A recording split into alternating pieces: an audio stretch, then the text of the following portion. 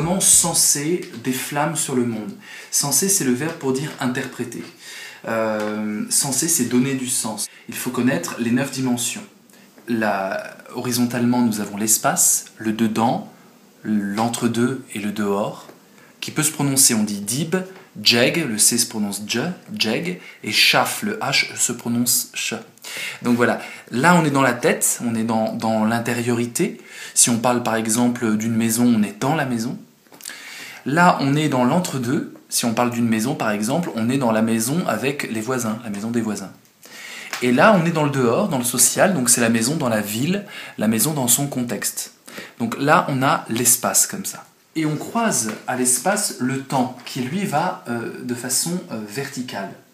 Donc on a ici ce qui vient du passé, ce qui a été construit de longue date. Désir, complicité, harmonie. Les voyelles, A, E, I, c'est ce qui est dans l'instant présent, c'est ce qui est maintenant. Et F, G, B, c'est-à-dire fruit, guerre et besoin, c'est ce qui tend vers le futur, c'est l'effort qui tend vers le futur. À partir de ces données spatio-temporelles, il est très facile de comprendre ce que signifient les 9 dimensions. Alors, bon, le plus simple, c'est que je prenne un exemple. Donc, je vais tirer 2 cartes. Normalement, vous avez un tutoriel exprès que vous pouvez trouver sur YouTube et Dailymotion qui s'appelle « Comment sortir une carte au jeu du Phénix ». Prenons par exemple 2 cartes. J'en tire une, je compare avec l'ombre. C'est pas la même couleur de seau, donc je sais le miel. D'accord ? Et je vais en tirer une deuxième, je mélange un peu. J'ouvre en éventail, j'en tire une, je ferme et je compare. Ce n'est pas la même couleur, c'est les vivants. Voilà. Le miel et les vivants, ces 2 cartes donnent de charme. Alors d'abord, il faut comprendre ce que signifient ces cartes. Prenons le miel. Le miel, comme son nom l'indique, c'est une substance que l'on peut consommer et qui est très savoureuse, qui nous nourrit en profondeur. Le miel, c'est le plaisir. C'est vraiment la carte du plaisir, de la gourmandise, du fait qu'on peut nourrir les autres, on peut aussi panser leurs blessures, on peut aussi leur faire du bien. Le miel, c'est aussi un baume réparateur. Et aussi, on prend du plaisir dans la vie. C'est l'image du plaisir, de l'orgasme, de la délectation, du délice, de la douceur et de ce qui nourrit en profondeur le corps. Voilà. Alors, évidemment, ça ne suffit pas de dire du plaisir. Il faut aussi l'articuler sur les dimensions. Mais pour cela, il faut avant avoir une question ou en tout cas un sujet. Il y a toujours un sujet qui est donné. On n'articule pas une carte sur une dimension sans qu'il y ait un sujet. Le sujet, ça peut être moi en ce moment, ça peut être la légèreté en général, ça peut être la mort, la vie, l'amour, ça peut être des personnes qui ne sont pas là présentes mais j'ai envie de réfléchir à elles, ça peut être un film que j'ai vu, ça peut être un livre que j'ai envie d'approfondir dans un tirage. Donc prenons un exemple tout simple. À quoi sert le silence, par exemple ? À quoi sert le silence ? Alors, c'est une question intéressante, philosophique pour le coup, et je vais essayer de répondre à la question en positionnant la carte du miel sur toutes les 9 dimensions. D'accord ? Donc, commençons par l'énergie. L'énergie, c'est ce que peut le silence, ses potentialités, son dynamisme, quel est le mouvement qu'il induit. Donc, si j'ai le miel en énergie avec la question « À quoi sert le silence ?», voilà comment je vais interpréter. Le silence sert, et là je vais dire miel sur énergie. Le silence sert à prendre du plaisir et à être dans une puissance de délectation. Le silence, il apparaît quand on se repaît du monde, quand on arrive à s'offrir comme une gourmandise aux autres. Les gens silencieux, c'est des gens qui font aussi plaisir dans certaines circonstances, car on a l'impression qu'ils sont dans l'écoute, qu'ils sont dans le partage, même silencieux, de quelque chose d'essentiel. Donc voilà à quoi sert le silence si je tire la carte du miel en énergie. La possibilité de prendre du plaisir. Maintenant, si je l'ai en complicité, la complicité, c'est les liens que je tisse avec les gens que je fréquente, les gens qui me connaissent, les liens tissés, ceux qui se nouent. Alors du coup, je vais toujours interpréter le miel en complicité avec la question « À quoi sert le silence ?»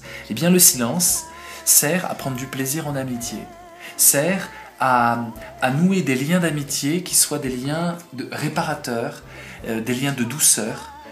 Parfois, l'absence de parole et le silence permet justement aux amis de se comprendre mieux que s'ils ne parlaient, de se comprendre en profondeur et de créer un monde de plaisir, d'échange, de regard, de non-verbal justement, faire que le non-verbal ressorte et tisse des liens de pur plaisir, de présence partagée. Voilà mon interprétation pour le miel en complicité avec la question à quoi sert le silence. Et si je le place en guerre, guerre c'est the goal, on peut dire en anglais, c'est le but, le défi que l'on se propose, l'effort que l'on fait. Eh bien, je vais toujours interpréter le miel, mais cette fois-ci sur la guerre. À quoi sert le silence? À s'efforcer de trouver son plaisir. Le silence, c'est le moment où justement je vais tendre vers le plaisir. Je vais enfin être à l'écoute de moi-même parce que je fais aussi un silence intérieur et je vais essayer de me délecter du monde.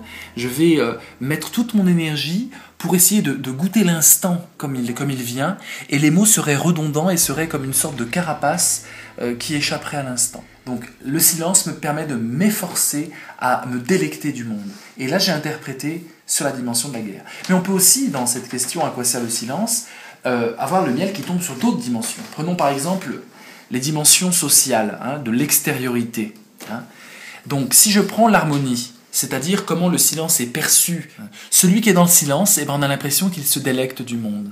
On a l'impression que le silence permet de prendre un rôle de plaisir dans le monde. Celui qui garde le silence et qui peut-être ferme les yeux, c'est celui, possiblement, qui est en train de savourer le monde et il peut servir de modèle. En tout cas, c'est le rôle qu'il tient. Celui qui est un grand dégustateur de monde. Et donc, voilà un peu comment il est perçu. C'est ça l'harmonie. Être perçu par l'entourage et aussi incarner un rôle. Voilà, ça c'est le miel en harmonie. On peut le mettre en aventure. L'aventure, c'est ce qu'on ose. C'est l'élan. On se projette dans des risques, dans des péripéties, dans des aventures imprévisibles toujours. Eh bien, le silence permet de s'aventurer dans le plaisir. Le silence permet d'oser le plaisir, peut-être en dehors de toute culpabilité. Quelque part, quand le silence est là, et ça permet une aventure de plaisir. À quoi sert le silence? À m'aventurer dans le plaisir. Si je suis trop bavard, c'est le cas actuellement, si je suis trop bavard, s'il y a trop de mots, je n'arrive pas à goûter pleinement aux choses qui viennent à moi et à l'élan que je fais dans le monde.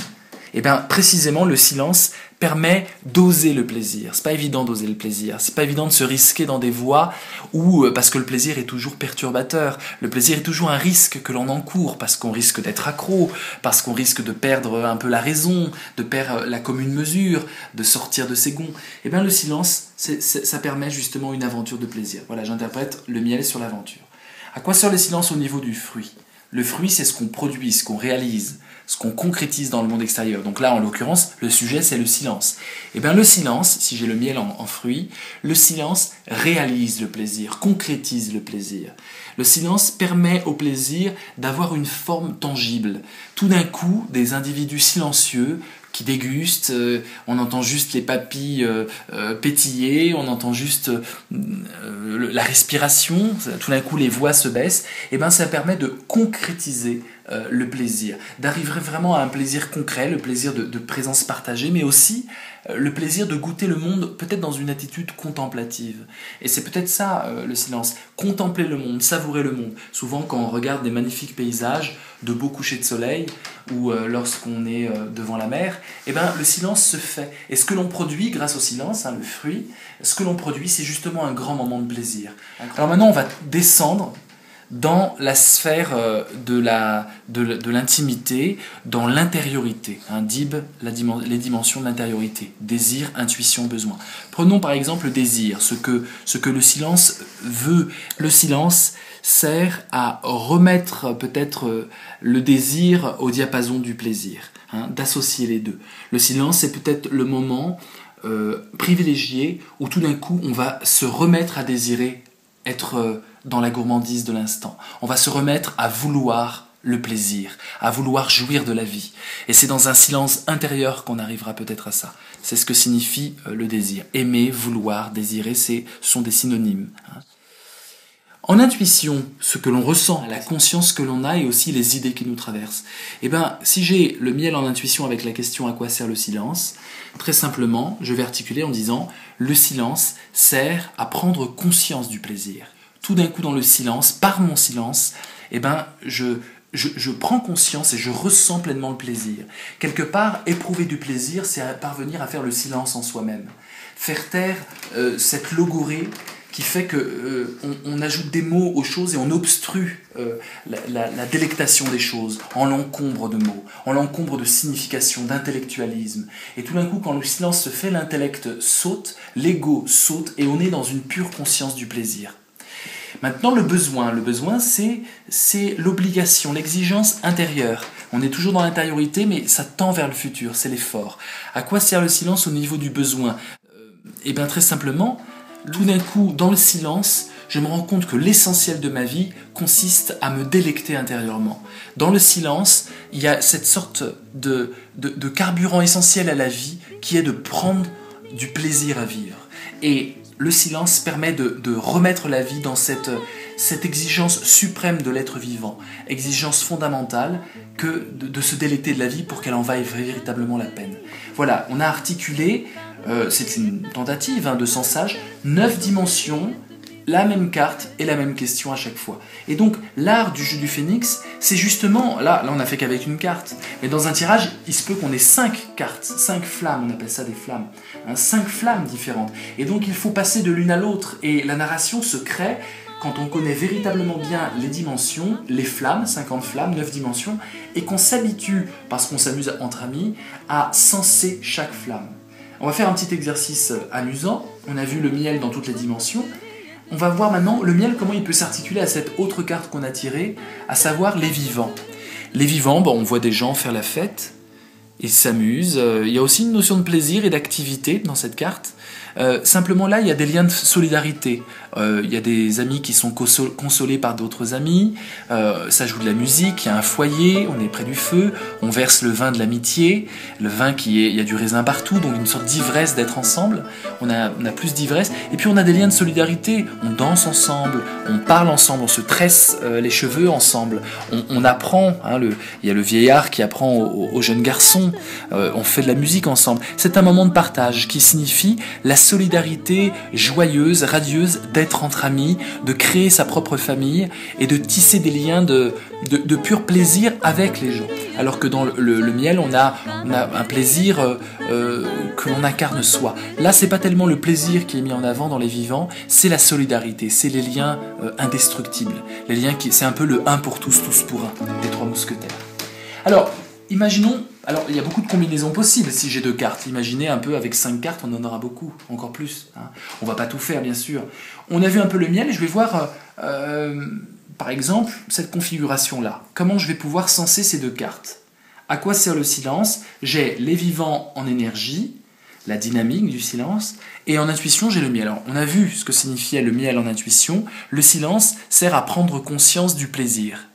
Et là, j'ai, dans une dynamique de solidarité, dans une dynamique d'échange très social où on va à l'encontre des gens. Grâce au silence, voilà comment je senserai ces 2 cartes, grâce au silence, on peut être dans une dynamique où on échange véritablement avec les gens, on peut s'entraider. Les véritables entraides, c'est des entraides qui se font silencieusement. Pas besoin de contrat, pas besoin de paroles données. Ça se fait naturellement, ça se fait en silence. Et ça nous met dans cette dynamique paradoxalement de sociabilité, alors qu'on pourrait imaginer que le silence est un repli sur soi. Mais si on fait ce tirage-là, ça signifiera que le silence nous met dans une dynamique, une potentialité d'être dans des liens de solidarité, de fraternité avec les gens, tout en ayant conscience intérieurement du plaisir que l'on a dans le partage, parce que je dis partage parce que j'ai la carte du dessus, donc je continue l'histoire, il est hors de question de scinder les 100 sages, j'additionne, je les agglutine les 100 sages, tout en ayant conscience à l'intérieur, tout en ressentant un immense plaisir. Dynamique très sociable et plaisir intérieur partagé, voilà à quoi sert silence. Mais on pourrait très bien imaginer une autre configuration, par exemple prenons celle-ci. Les vivants en harmonie, c'est le rôle du silence dans la société, et le miel en aventure, oser le plaisir, oser, risquer le plaisir. Et bien, si j'ai ça, je dirais, le silence sert à prendre un rôle sociable. Souvent, quand on arrive dans un groupe d'amis, ce n'est pas en parlant et en noyant les gens dans la parole qu'on arrive à créer des liens fraternels.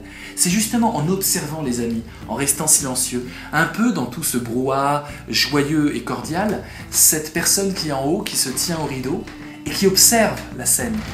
C'est un rideau avec des singes qui sont dessinés dessus, donc l'homme descend du singe, on a quelque part nos origines qui sont figurées sous forme d'images, presque d'icônes, et là on a un individu qui est silencieux, avec un grand sourire aux lèvres, et qui est bienveillant, et qui est une sorte d'ange gardien de tous ces gens-là, de tous ces amis réunis. Et bien le silence nous permet ça, en harmonie. C'est d'être en harmonie avec les gens, en harmonie avec la société, et de concevoir l'humanité entière comme étant d'abord des occasions d'amitié nouvelle, et non pas des occasions de guerre, de conflits, de disgrâce, d'infamie, de violence et d'horreur. On est plutôt dans l'idée de prendre rôle dans la société, un rôle qui soit un rôle d'abord fraternel. La fraternité vient peut-être d'un silence partagé en commun, et du coup, peut-être, grâce à cette sociabilité que l'on incarne, grâce au silence, on peut oser la carte du plaisir, oser se risquer dans la délectation du monde et surtout la délectation des autres, qu'est le miel, et aussi accepter que les autres se délectent de nous-mêmes. Voilà à quoi sert le silence dans cette configuration.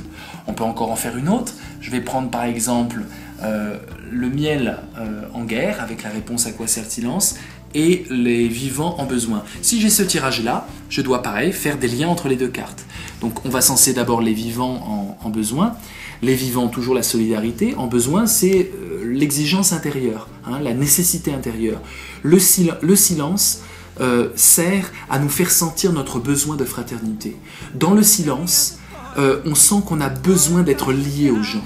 On sent qu'il y a quelque chose comme un principe vital, une filiation fraternelle entre les gens, et ça nous renvoie à une corde sociale et humaniste qui est vraiment notre besoin fondamental. Ça rejoint le zoon politikon d'Aristote. L'homme est un animal politique fait pour, voilà le besoin, fait pour vivre en société. Et dans le silence, on éprouve ça. On est loin du silence de l'ermite qui se coupe au contraire du monde. Et je dirais même l'ermite peut avoir cette carte en besoin. Même l'ermite peut sentir dans son silence, et justement peut-être l'ermite, peut sentir dans son silence cette exigence de la société, cette exigence de l'amitié fraternelle en lui-même, dans son cœur. Parce que les autres ne sont pas là précisément, en négatif, en creux. Mais aussi bien le silence nous renvoie à ce besoin politique de nous lier aux autres, et aussi bien il nous encourage à chercher, coûte que coûte, à n'importe quel prix, le plaisir de la vie. Il nous remet sur le chemin du plaisir comme but de l'existence. Et finalement, le silence nous renvoie à cette exigence hédoniste de dire que le sens de la vie, c'est la délectation ici et maintenant. Voilà une possibilité de sensage. Et on pourrait encore faire beaucoup de combinaisons possibles.